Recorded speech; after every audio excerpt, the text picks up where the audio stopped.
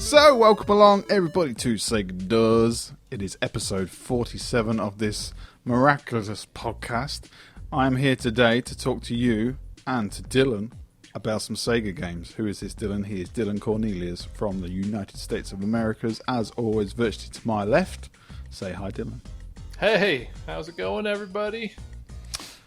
Well, we'll determine that by the time we get to the end of these games, I think, today, Dylan, because I don't know if you know, but we're going to space today quite a lot.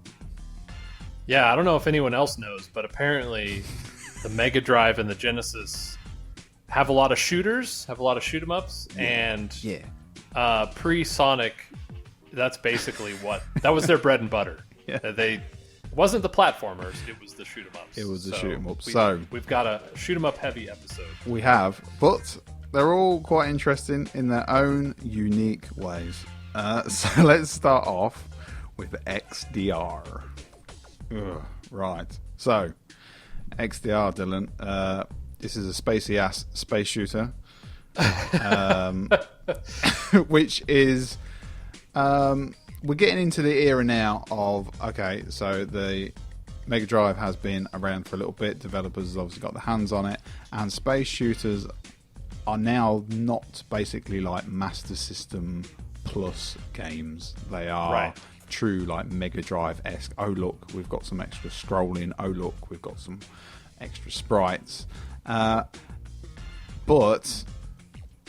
we need to think of a name for the generic space.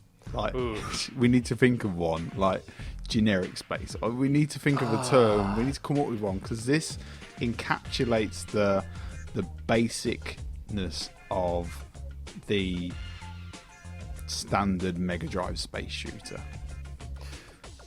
Yeah. Trying to think of a name. We'll workshop. Let that question sit for the whole episode. Maybe it'll come up naturally. Right, I think it will. I couldn't agree more.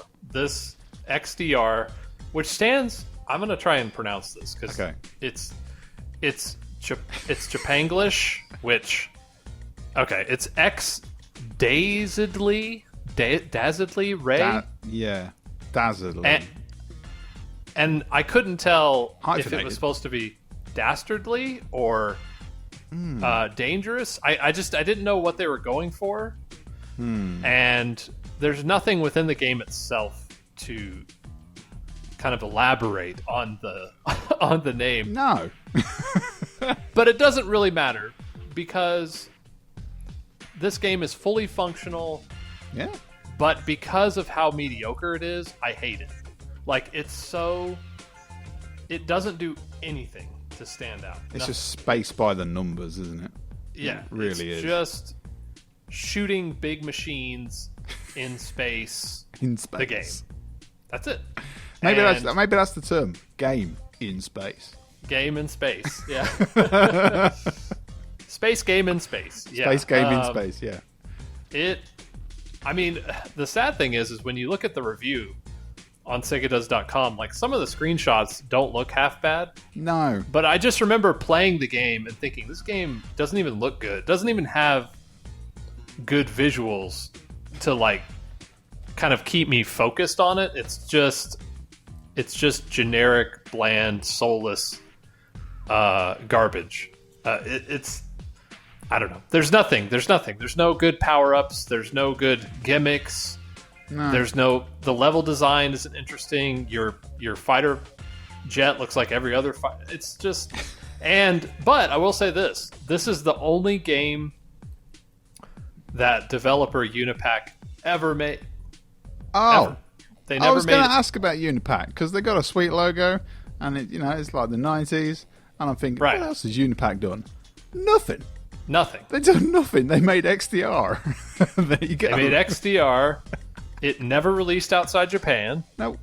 And that's it. And then they were done. And yeah, I mean, you can see why. And not even some, kind of third-rate B publisher in the States or the EU, like Sage's Creation. Sage's Creation is known for publishing just kind of ridiculous games, and this seems like something they would have taken on, but they didn't. And so, yeah, there's no reason. Like when everyone says like, "Oh, we need to preserve games for the future." Not this one. Not this one. No. It's not as bad as mobile games, but it's not worth really remembering, except for the name, which I think by is numbers is what it's it kind is. of funny. Space by numbers. There you go. There you go. Yeah. I was just trying to find if we had a cool. What's it called when you take a phrase and you break it down to the first word of each word, first letter of each word? Acronym. Is that acronym? There you go. Yeah. Space game in space is SPIGS. Spigs. All right, SIGs, then. SIGs, actually. Sorry, SIGs. SIGs. Yeah, I don't know if that quite works. We'll keep Eskip. Or wait, no. Eskis. I don't know. That sounds not weird. quite there. Not quite. Yeah. I like space by numbers. I quite like that. Yeah, I do too. I agree with all those comments. And a D-. Yeah, why not for 1990? Sounds about right. What comments do we have on XDR? We have Soot commenting on one of the screenshots. The final boss can't even be bothered to look intimidating. I do enjoy your screenshot quips. Dylan is the master of screenshot annotation. I will claim that now and forever. He's done it again here. Yes, the end boss basically just looks like a bunch of pipes put together with some engines, and yeah, it's just like shoot me please and end it now. Yeah. What else we got here? Flux says it's a shame this game isn't better because I totally love its name. Yeah, great name. XDR. Great cover. I like the cover. Very spacey, very 90s. The main ship does just kind of look like an F-16, though. It's not a very spacey spaceship. Well, I'm going to go ahead and just assume they didn't try very hard on this game. You don't say. I'm just gonna throw that out there. Your powers of in case that deduction wasn't clear. are legendary. Yeah, right. Screenshot quips and powers of deduction. Yeah, we got this. Right. Okay, so let's see how those powers of deduction work on Insector X.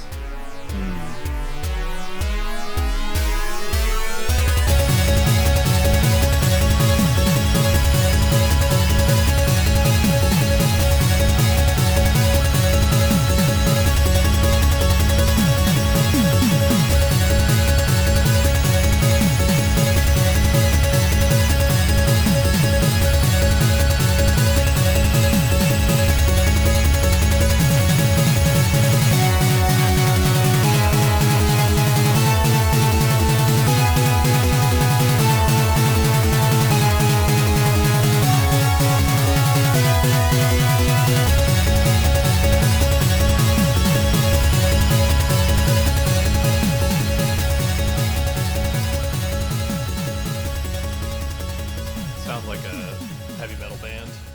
Does. So, Insector X. I've got written down cool font at the beginning. Which I thought was cool. I've got a strange VR Troopers vibe going on. Whoa! Busting out the deep cuts there. Yeah. VR Troopers. And also plain and generic. Again. So, I agree with the cool font. I'll ride for VR Troopers. I'll ride for that. Yeah. But I think what distinguishes this game to me is because I agree that it would be generic, except for I think they did a decent job of immersing you, like making you feel like you are an insect. If you look at some of the screenshots, it's very clear they're going for that, like you're small, like Honey I Shrunk the It's like Kids. an Ant-Man sort of thing they're trying to do in it. It's basically, so people understand at home, this is a side-scrolling space shooter, but basically it is and it isn't, because it's the same mechanics, but they've shrunk you down and you're flying through your back garden, a la Honey I Shrunk the Kids. Again, right? Excellent powers there, and you can see like big blades of grass and broken, plant pots in the background. There's also a skull in one of these shots, which is like, Yeah. where are you flying? Okay. I think the most disturbing screenshot is towards the bottom, and I want to say it was the last stage where you're flying through just this kind of catacomb of bee corpses. Oh yeah, like there's bee corpses just littering the ground, and like then you get to the boss, and you're like, oh, okay, you're the one responsible for this. It's like really sitting atop a mountain of dead bees. It's like, yes, I have taken over this hive. What are you going to do about it? Right. Yeah. And so I like that aspect of the game, where it's like they didn't have to do that because, again, like you said, the shooting itself is just whatever. But to put that little bit of effort into kind of making you feel like you're in this world helped it a lot, I thought. I thought it was really hard. It is quite hard. I don't. Now I use save states. I absolutely. Yes. There's no way. No. That special feature on that Mega Drive of yours. Yes, it's a really great feature. Yeah. So we've got Taylor here. This was another one I had growing up. Wow. And man, was it tough. Yeah. I think I only ever managed to beat the first level once as a kid. This is a phenomenon we are encountering more and more, which I completely remember, which is acquiring games and just not being able to get anywhere in them for years. Yep. Many friends, you'd go around their houses and they'd say, oh, can I play this? And it'd be like, oh, yeah. I got that a few birthdays ago, but I've never got past like level 2. And it'd be like, today's the day then, innit? Let's get some pizza, let's get some soda, let's get down here, we're going to get past level 2. And it was like a mini like little mission you had on. And on the few occasions you actually did manage to like get past that thing. I always remember I had I won't call her a girlfriend because I was only like 11, but she was like a sweetheart at primary school. And she couldn't get past a certain bit in Banjo-Kazooie, I think it was, or something. Oh, it might have even been Mario 64 when it had just come out. And she had an N64, which was the real reason I liked hanging around with her. And anyway, she couldn't get past this boss, and I got past the boss, and that gave me massive kudos, obviously. Oh, yeah. And it's just little things like that. I'm sure people out there all have very similar feelings. Like, you didn't beat games back then very often. Normally you'd beat like the good games like Mario Worlds and Sonics and like the and Zeldas, like the marquee games. They were beatable. They were designed to be beat. So that, but like generic like stuff like this, no, it's just like if you ever got to the end of these, you were a god. Yeah. Well, and I think it lends the games of yesteryear, so to speak, it lends them kind of a mystical quality. True. Or not mystical, wrong word. Mythical quality. Where it's like a Double Dragon 2. I've never beaten that game. I've gotten to the last level, and it's this like kind of thing I still look up to, where it's like, oh, one day it's gonna happen, and but. I don't know. It's a weird feeling. It's just a weird feeling because there's nothing like that today. Right. And it's not that games don't have challenge today. It's just completely different. People expect to beat games today, and beat them very quickly too. That's another thing. Whereas, like you said, getting, let's say we got in Sector X, when we're 9 years old, and it's like. Maybe getting to the second or third stage, and then it's like, oh, forget this. I don't even know how many stages there are. Maybe there's like 10. I don't know. It's an unknown world. Exactly. So, it was great. Yeah, good times. It was a good time. Right. Next.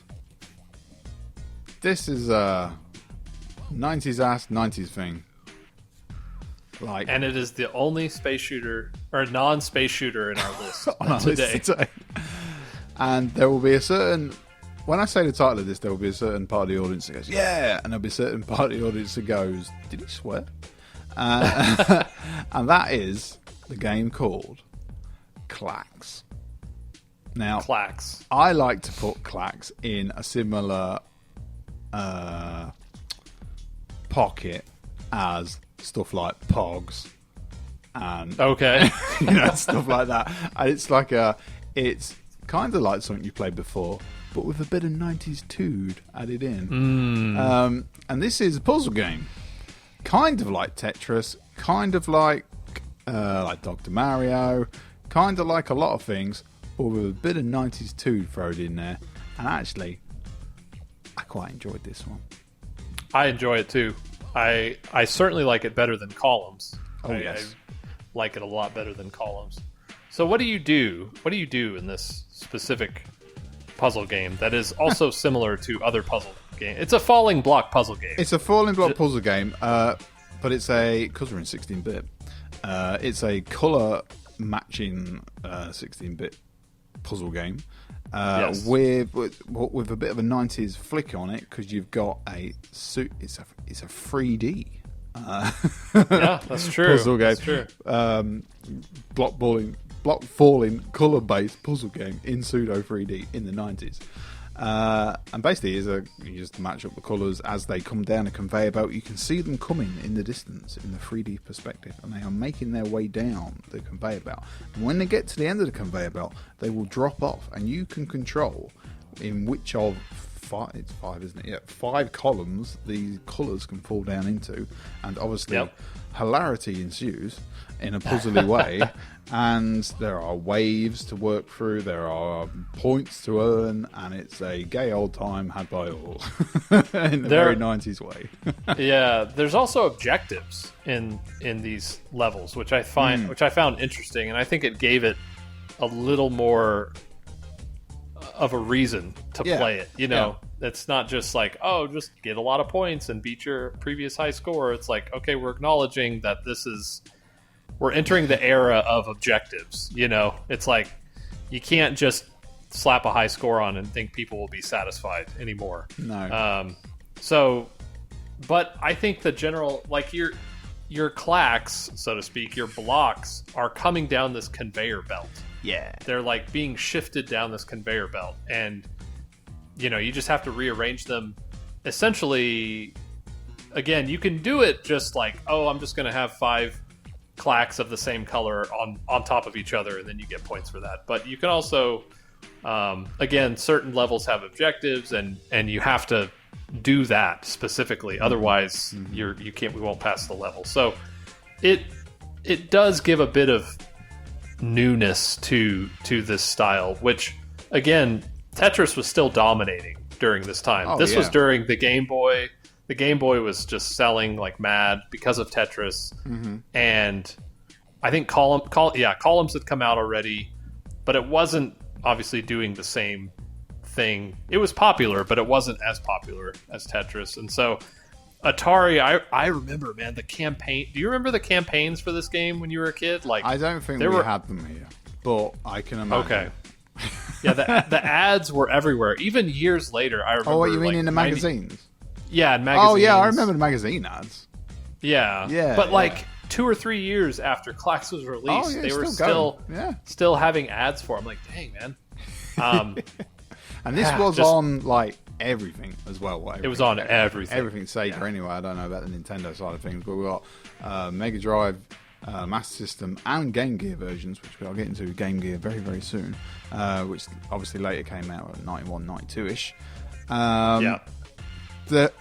It has the most 90s cover for the Genesis version as well. The Mega Drive version, like, as in the British Mega Drive version, kind of got like a boring, oh look, a guy playing Clax look. The Japanese one's kind of cool. You know, it's a very stylized one, but man, that 90s, like, you should look at that. Go to SegaDoes.com, people, and look at the Clax review. Look at the Clax cover, and you will say in your head, Fresh Prince. It's right there. It's brilliant. It's Fresh Prince. Naff. It's. I don't know if the UK got Yikes pencils. There were these like super colorful. They're just pencils, but they were super colorful, and they had a mascot associated with them, of like a tall guy with wiry hair, cartoonish character. Anyway, they were popular for like a year or two. and I had some, of course. But they remind me of the color scheme of those pencils. Reminds me of Clax. And one historical tidbit of note is that the Mega Drive Japanese version is completely different to the US Genesis and the UK Mega Drive version. The Mega Drive Japanese version is going to get semi-complicated, but it was developed by Namco. And I think it's a better playing version. It moves a lot smoother and faster. But the version we both got, Sam, in our respective territories, was developed by Atari, programmed by Atari themselves. Okay. And according to an interview with what's his name, Dave Akers, he was Clax's original programmer. And you can find the interview on Generation 16, which is Greg Stewart's chronological video exploration of the Mega Drive. And he said that they didn't even know at Atari that Namco was making their own version. It was a complete surprise. I don't believe that. I do. I know. The only reason why I believe that is because Japanese and American companies 30 years ago, their communication was bad. Well, we're going to get to that in about 2 or 3 years. We're going to see how that kind of didn't help Sega very much. Exactly. So that's why I believe poor communication actually very much, Okay. But he theorizes, Dave Akers theorizes, that Atari's Japanese division might have struck up a deal with Namco to get a Clax version on the Mega Drive before any clones of the game could be produced. Okay. And the reason is because clones were a deal back in the early to mid 80s. Huge deal.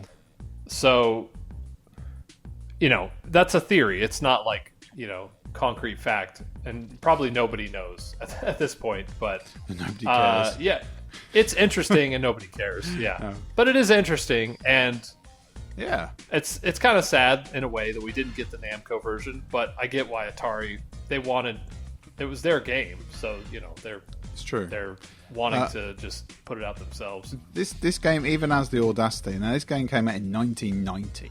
Okay. Yeah. And the first screen that comes up in this game, this is a quote, people, and you can see this also at Segadoes.com. It says, "It is the 90s, and and there is time for," and then it goes on to the title screen and it goes, "Clax!" It's brilliant. That is the most amazingly brazen yeah, we know what we're doing.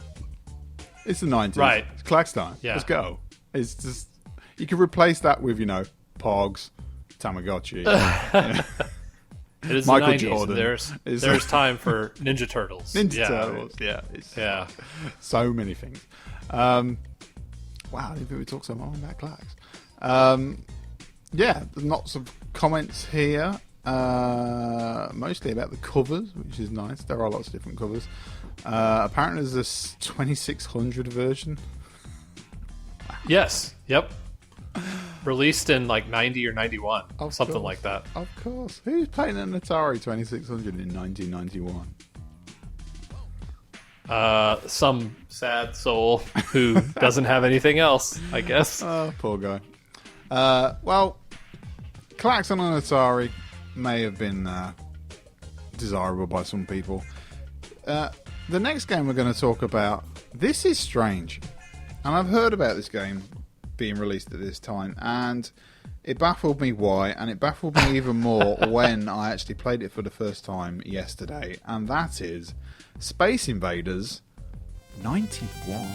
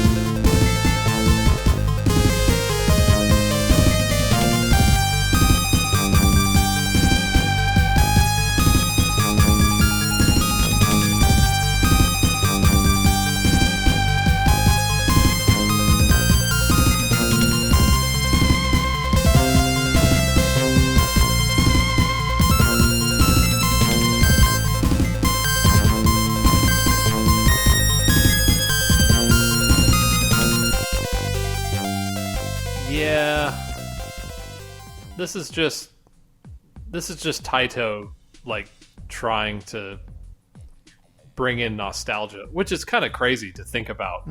Nostalgia of a video game in 91.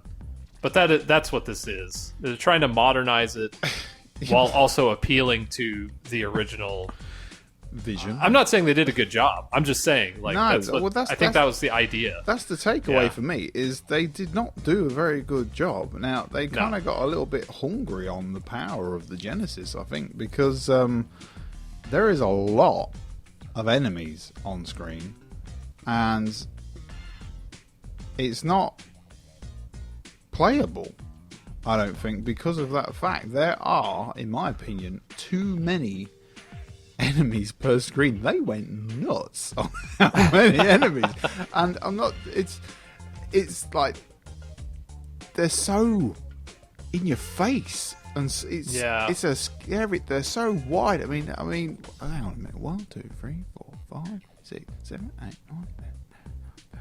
Right, they're 14 wide. Okay, and 6 to 7 layers deep, and there is not enough real estate on the screen to accommodate this, and it's just, you can't eliminate them fast enough to get anywhere in the game. I've just struggled so much. It's hard, but it doesn't make you want to overcome the challenge either. It's like it's because you feel like you can't instantly. Right. They don't ramp things up. If you started off with 10 enemies and then it slowly ramped up, but they just go. First level was like, boom, 70 enemies on screen. It's like, whoa, right. It's like, and they're coming down, and they've only got two cycles, and then they're going to be on you. It's like, oh, crimey, what is going on? It's too much. It's too much. Yeah, I didn't care for the backgrounds, the new backgrounds. Oh yeah, either. Yeah, they were just really like, interesting. Yeah, just kind of generic again, and it's like, oh, you're on another planet. You're beating different Space Invaders this time, but you don't know why, and you don't care. It's just avoid this game. I don't really want to talk about it. It's kind of terrible. We've got some. If you played Space Invaders, so think about it this way. I'll try and sum it up. Okay, right. If I don't like Space Invaders. I just don't like it. I don't either, but I understand why. From like a late 70s perspective, I can see why it just totally took over the landscape. But if you like that game, you probably won't like this one. No. If you don't like that game, you really won't like this. Like, this is not an update that works. No, there's a reason. A double negative, isn't it? Yeah, so there's a reason why it's kind of been relegated to history. It's because Taito has definitely re-released Space Invaders at least once a year, probably, for the last several decades. Yeah, somewhere. So this is not the version to play. So avoid. Big time. I've just looked through the comments, and actually you're all talking about Carl's Jr., which I think is a restaurant, but I'm not quite sure. So we'll move on.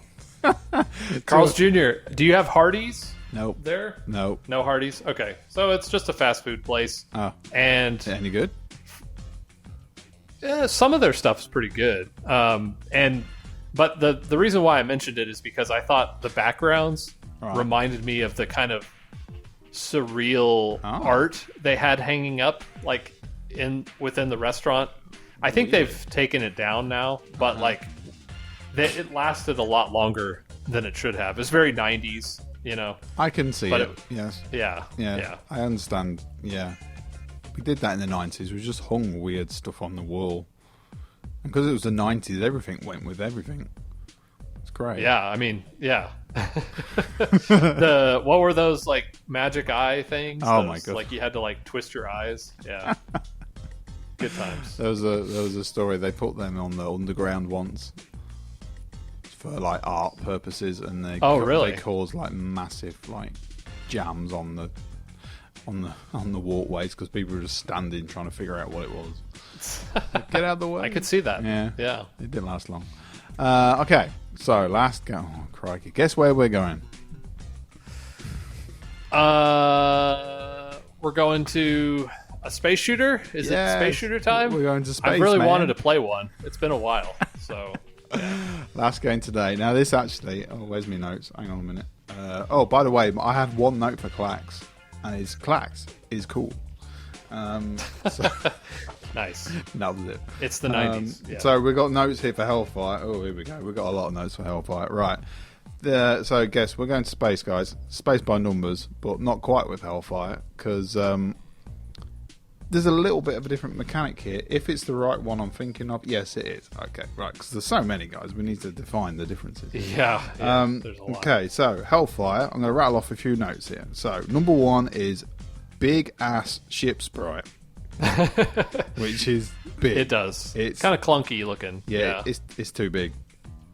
We'll go there. Anyway, the reason it's big, I think, is because they wanted to show off the main mechanic of this game, which is you can change your shot direction. Now, that's it is kind of new for this time, but what's really new about it is there are 4 variants off straight away, and you don't have to upgrade your ship or anything. You can shoot straight forward, you can shoot behind you, you can shoot up and down, and you can even shoot, because it's the 90s, diagonally. Yep. And that's like the game's main gimmick. Now, personally, don't think it works very well, because it's pretty clunky changing between the directions when you need them, and really, you don't really need them that often. But then, Space by Numbers comes along again, and the thing I had that was the problem is the levels are set up to try and take advantage of the cool mechanic, but I don't think it works, and it's very hard. It is very hard, and it takes a lot of... It's not a shoot 'em up you just sit down and play, like in even in Sector X, as hard as it was, it's just straightforward, right? Yeah. You move your little insect. You can get somewhere in that. Right. Yeah. You move your little insect guy, you get power-ups, you shoot harder, you avoid the projectiles. That's harder. It. This is like, you kind of have to memorize the level layouts and how to like the different them. Yeah. Right, the different enemy patterns. Yeah, not cool. So that's but this is a Toaplan game. Toaplan famously made super hard shoot 'em ups like Truxton. Is this them? This is them. Oh no. So Truxton.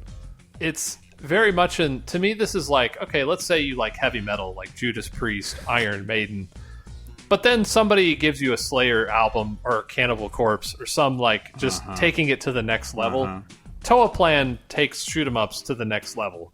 They're not for everyone, but they really appeal to a select group of people. And this is me here, having played 1001 shoot 'em ups for the Mega Drive in its first 2 years. I thought Hellfire succeeded enough to distinguish it from the others that I actually enjoyed it. And now, would I enjoy it today? Because this review was written 7 years ago, so I don't know if I would enjoy it today. Wow, but Dylan, at the A-. I know. Did you beat it? I beat it on easy. If you look at all the screenshots, they're easy. They're on the difficulty is easy. Still impressive to me. If anyone's ever played Hellfire, that's an impressive feat. To actually beat this game, quote unquote, you have to play through it 3 times. Oh, screw without, that. I hate without games using that. Come on. I do too. I don't like it either. Oh, they ghouls and ghosted you. Yep. See? Yeah, exactly. It's Damn. that same mindset. Oh. But I liked it better than XDR and in Sector X, and I think I don't know. The Toaplan games have their own feel. They're very distinct. It's like Technosoft with the Thunder Force games. I think it's Technosoft. I think that's the name of the development company that does that. Yeah. Anyway, the Thunder Force games, obviously, they have their own style, their own look. Toaplan does too. And Toaplan, I think, would later get dissolved, but a lot of the a lot of the developers who worked there would go on to different studios, and they would make the shooters that would eventually be known as bullet hell shooters. Ugh. Which, if you've ever seen YouTube videos of bullet hell shooters like Dodonpachi or anything else, it's just a whole nother level of insane. Yeah. And this is the precursor to that. I can't remember what the one is on Dreamcast where there's different colours and different shields. I can't remember. Oh, Ikaruga. Yes. Yep. That's nuts. People who can do probably that. the most well-known Yeah. of those That's a types. bullet But hell, yeah. But I understand not liking this game. I really do. But I think... I think, if I'm honest, I was just spaced out. But it's fun. Yeah, I could see that I was too. like, yeah, oh, man. for sure. Spaced my numbers We again. will eventually get to a game and a subsequent review. I think it's next year in 91. And I won't say the name of the game, but you could tell that I had reached my breaking point with shoot 'em ups, because I think I played like, I don't know, like Did it just 40 say, or 50. Not again, in big letters in the review. Like, I'm Right. not doing this, guys. And people gave me crap for it. I'm like, you don't understand. Like, it'd be like you bought the Mega Drive when it came out, and all you rented were shoot 'em ups, and that was called it. the Mega It's Space. like it was so much, and I couldn't take it anymore. But Mega anyway, Space. There you go. That's a good argument. Mega Space. Mega Space. Done. There we go. It's another Mega Just Space in time. game. Just in time to round out this Perfect. episode here. Perfect. Yeah. Okay, let's have a look, see if we've got some more comments in here. E.T. We haven't had one from E.T. for a while. I'm definitely not a good judge of shoot 'em up difficulty, as I find them all difficult. So do I. That same friend I mentioned could beat Fruxton. There you go. So, guys, just like this is the plan. But not this one. I just can't process any games where there's too much going on at one time. What these are. It's a Mega Space game is not for you then, E.T. I'm easily distracted, I guess. This game does look nice, however. It did look nice, and I have, in my notes, very good music. Which Yeah, the soundtrack is banging. very good. Yeah, for sure. Right. So we now have a new category on Sega Does, which is Mega Space. Yep. Yes, we And do. there's plenty more to come. So there is. please look forward There to is. it. So, if you like this episode, go on over to SegaDoes.com, comment on the comment section for this episode, and we will endeavour to mention you next time out. And in the future, obviously we are a bit behind on these games and we are mentioning things, but please go to the games that are coming up. Anything you enjoy, comment on them, and we will get to that. So, Dylan, next time out, we've got kind of a big deal game, but We do. that I'd never played before, Okay. and I think we're going to have a very interesting conversation about this game, because I think, hang on, I will be able to tell the power of the internet. I think you like it.